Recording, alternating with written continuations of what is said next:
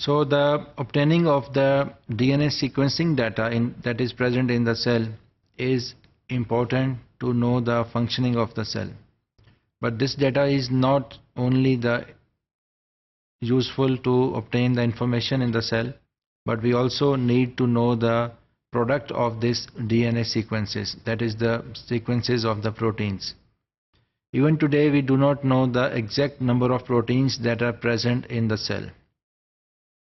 And we also are trying to know the functions of the proteins that are present in the cell. For example, the brain, in the organs, the brain, we do not know the exact functioning of the brain, the proteins involved in the function of the brain, but we know that the brain proteins involved in the brain is different from the proteins involved in the liver. But still, the whole set of the proteins we do not know that is present in the cell.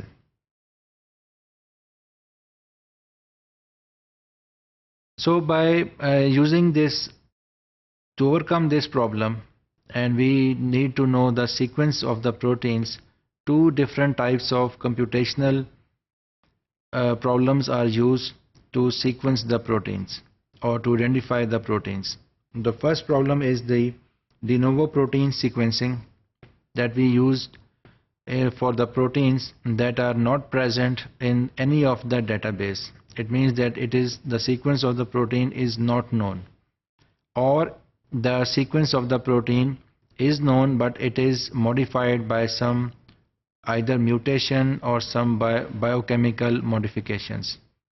So this type of protein, it can be sequenced by using the technique of de novo protein sequencing. On the other hand, if the protein is present in any of the databases that we know today, is present in the database, then we use the computational technique of protein identification to identify that protein. And the difference between these two techniques is mainly that of the difficulty level.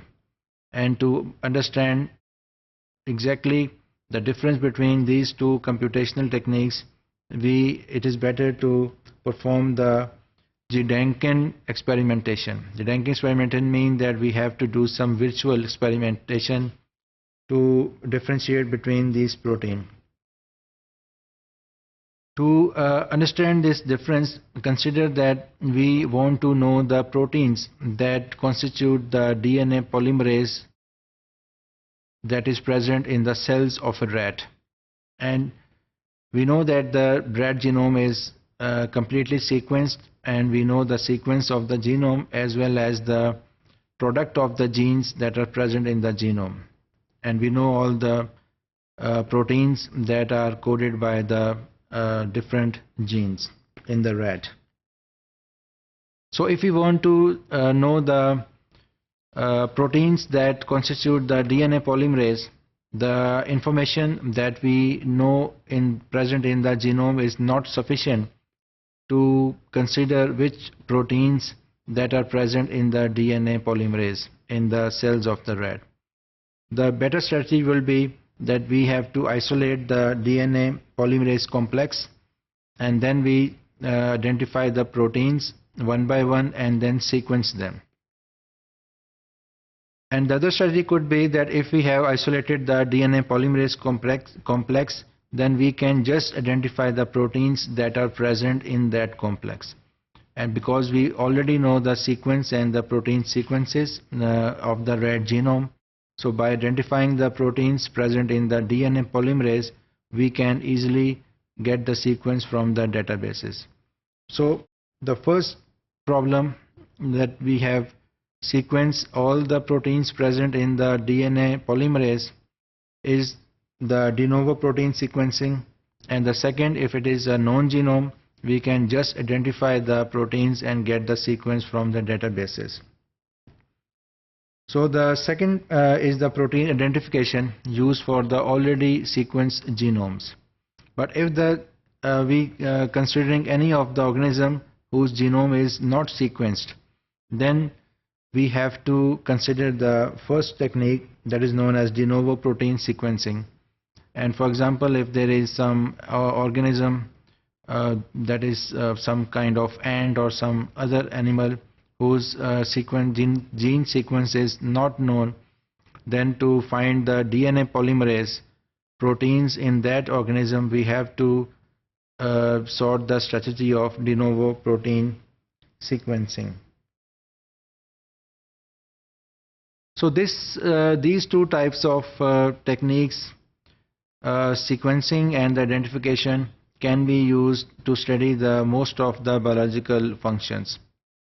So one of the example is the RNA splicing process, and we know that this is a very complex process, and the complex known as the spliceosome is the main operator of this process of the RNA splicing, and this spliceosome contains more than 100 proteins. And the same strategy we can apply here to identify the proteins involved in the spliceosome. We have to identify the proteins, and if it is a known organism, we can use the strategy of protein identification, and if it is unknown, then we have to use the strategy of de novo protein synthesis technique.